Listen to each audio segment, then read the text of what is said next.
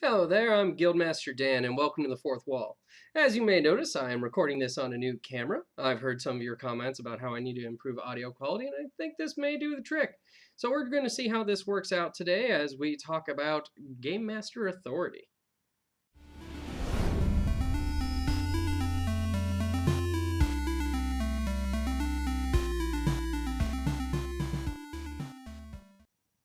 So one of the largest debates that happens between old school GMs and new school GMs is to the role of the Game Master and just how much authority the Game Master should have. Old school tends to lean towards Game Master has total authority. The Game Master's word is law because he is literally the god of this world, and what he says goes. If you don't like how he runs the game, then tough. You don't have to be in the game. You can leave. Whereas more new school GMs tend to think along the lines that the power doesn't necessarily need to be with the GM. The GM is really more just there as a function of running the game. He's really more there as that passive computer is in a video game, where really just an arbiter of the rules and that's it. The game should be dictated by the players and their desires and what they want out of the game. Now, my viewpoint on Game Master Authority tends to run down the middle between those two extremes. I tend to view Game Masters as akin to referees in a sport.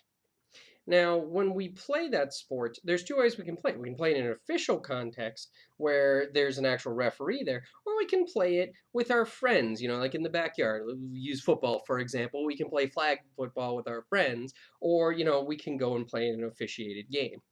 Now, in the officiated game, the game master is like the referee. He is the arbiter of the rules. He has the final say when it comes to things. Having him there prevents the game from coming to a stop in some cases, where in that game with our friends, where let's say somebody's running with the ball and one of the players grabs their shirt. Well, that could bring a stop to the game as those two players stop to argue. Hey, you grabbed me. No, I didn't. Or even something as simple as like, that was a touchdown. No, it wasn't. You weren't past the rock or whatever it is. You can run into those disputes with your friends that'll bring the game to a halt until you as a group come to a decision one way or another about whether or not that was a touchdown. And, maybe not everybody's happy about it. That can ruin the rest of a game for everybody playing. Now, when it comes to having the referee there or the game master there, in that same dispute comes up, that game master has the complete authority to dictate what happened. He can say, that was a touchdown. Done. Move on. And, that might make some people angry, but the game gets to keep going on. And instead of instead of all the players just being generally frustrated because they just had this big argument about figuring out the call for that, they can generally just be like, well, that sucks, and move on. And any lingering resentment they can direct towards the game master or the referee in this case. Whereas having that referee there, it enables you to have that authentic and smooth running experience because they can make the call. They have the complete authority to dictate what happens. In that respect, you can argue with the ref, sure, but that ref has the final call. A player can get up in a ref's face and be like, that call was crap. But it doesn't matter because that's the referee and the referee has that call. That referee was chosen because they had faith that he can make good calls. You might not be happy with that as a player when they make a call that disagrees with what you have to say, but he has the complete authority. You gave him that authority. At that same respect, though, from the other side of it, we do tend to question when the referee makes a bad call. Perhaps in a sporting event he didn't see something, or perhaps in the sporting event maybe it's a trouble game master or a bad referee where they make a questionable call towards their favorite team. We've all seen that before, or we'd like to think that we have. Well, the thing to remember between that ref and the game master is the game master has an additional role other than or that the referee does not have. The referee is an officiate of the rules. They have complete authority to dictate what actually happened and when and how. The game master has an additional responsibility. Um, on top of officiating the rules and being a moderator of them and dictating how the world runs or how the game runs, the game master, when he accepts the role to run a game, he is also taking on that responsibility of making that game fun for the players. And that's beyond just making it fair. It's the game master is there to entertain the players. So the game master should, as I've mentioned previously in making it fun for your players, should pay attention to their players and, throw them some bones there, kind of dictate the game to the players so that you can give them the most enjoyable experience. And that's what separates a good game master from just an average game master. Your average game master will be your referee and just run the game. They'll just do the rules, and any fun that happens in the game will be on the players. He's just there to run the game. They make their own fun. A good game master will do that, plus, kind of set up certain situations that'll make it fun for those players. I don't have a very good analogy between that in a football game, but especially one that's appropriate because they are two different things. The analogy only goes so far. But if I want to use the football analogy, let's go with maybe this is really just those group of friends elect someone to be the referee and make the calls. Maybe, I don't know, somebody's girlfriend who really likes football but doesn't want to get up in the tackly funness, or a male friend who likes watching football but doesn't like playing football, whatever. So they elect a friend to officiate the game, and he notices that even though all the players agreed that they wanted to do a tackle game, maybe some people are starting to get in, or maybe some people started to get some bruises and whatnot, and they're kind of limping around. And this referee realizes the fact that he got to work tomorrow. This is getting a little excessive, and he's starting to take it a little too personally. So you know what? I'm gonna gather everybody up, and we're gonna make this just a touch football game, or we're gonna improvise flags, and we can try that. And people might feel a little bit better about that because now the guy who's taking it personally, he cannot take out his frustration on the other people, or the people who are getting a little bruised. Like, oh, you're right, I do have to go to work tomorrow. I can't be coming in like all covered in bruise, looking like I got in a fight.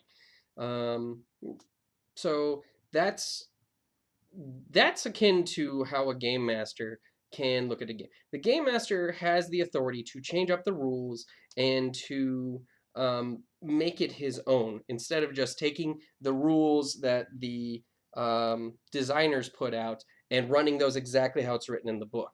A good game master can notice patterns in the game, either with the systems or with just how the players enjoy playing their characters, and make it and adjust it to such a way that will make it more fun for them, either with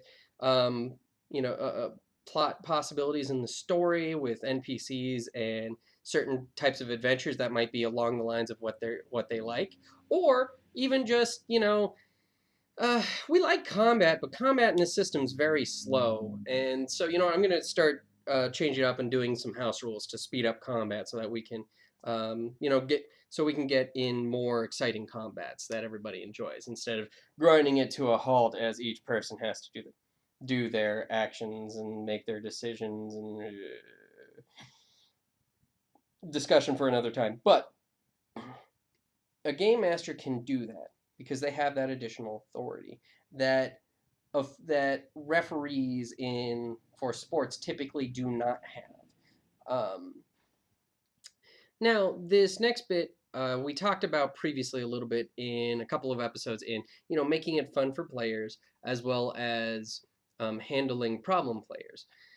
Where being a game master gets tricky, with so long as your authority comes into play at least, is walking that line between having that complete authority and being aware that you are there to help the players have a good game.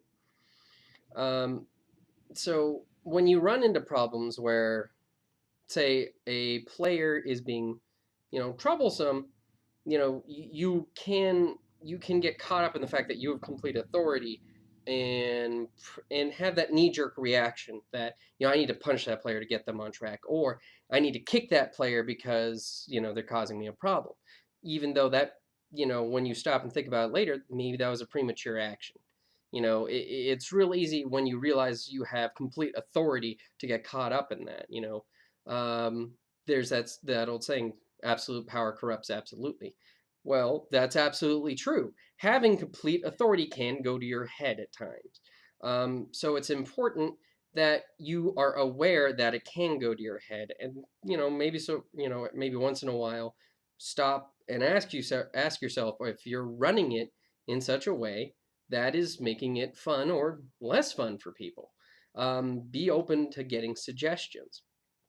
And in that same respect, if you notice as a game master or you hear from your player that, they're not having fun with a certain aspect of your game, again, you can have that knee-jerk reaction like, oh, well, I'm the game master. I have complete authority. It's my way or the highway. Yeah, to a point. You cannot run a game without players. So if your players are not having fun with something that you're doing, you should rethink doing that. It's you were chosen by them to run the game because they have faith that you will run a good game, that you will run it fairly, and then you will make it entertaining. So when they have a problem with something in your style, or at least in that specific game, you should be open to listen to it. Don't let yourself have that knee-jerk reaction, my way or the highway, whatever. Too bad for you. No, seriously, like, oh, okay, so you don't like it when the party splits up. Okay, well, I guess even though I believe that, you should be able to split up and operate perfectly fine on your own. I guess I see your point that it's a group game and people are supposed to be together when they're adventuring and whatnot. And maybe the way that I run, maybe the way that I hop between players is too slow and people are waiting too long when I do that. So okay, all right, fine. So maybe what we can do is, I'll try and when people get split up, try and like get you guys back together quicker, or present less, or stop pulling you apart in different directions. If that'll make it more fun for you, we'll give that a try and see how it works out.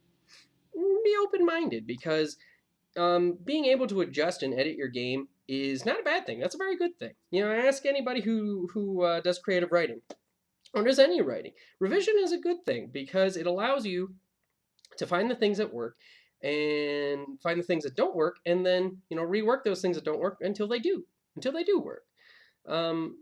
So be open to suggestions and keep an eye out for when you think your players might not be having fun. Maybe occasionally just ask them, hey, do you like how I do this? Or how do you feel, or how would you prefer that I run this?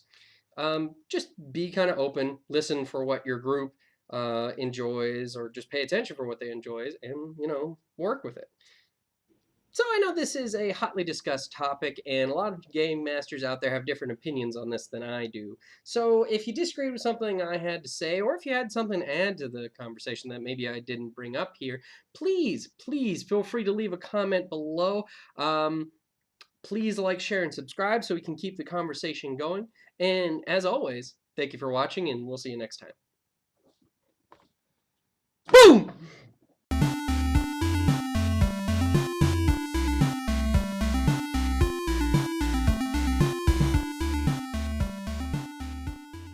Just to show you folks how adorable this cat is.